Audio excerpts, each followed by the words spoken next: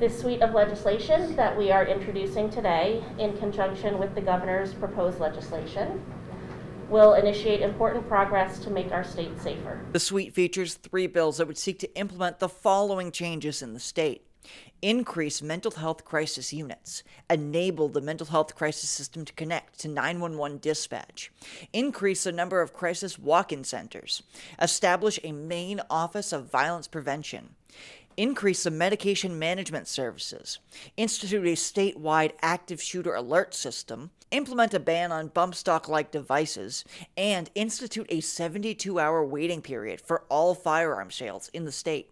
I will say at the outset that the lens in which we have been using to craft this legislation has really been through a public health lens. There has to be a way for level-headed people to come together and figure out a way that could possibly stop or make it harder for anything like this to happen again.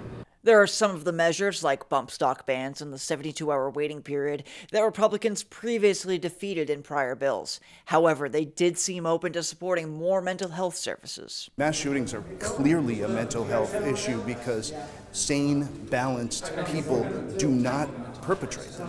They just don't. The crisis receiving centers, I think that's definitely something where we could get behind. I think, frankly, the amount of money being allocated to it is wholly inadequate.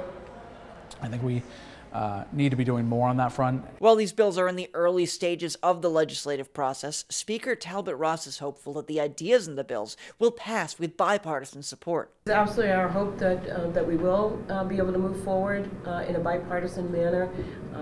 Preliminary conversations with some Republican leaders have indicating a willingness to sit down and talk. Speaker Talbot Ross's bill will have its first public hearing on Monday. At the State House, I'm Corey Bouchard for ABC7 and Fox 22 News.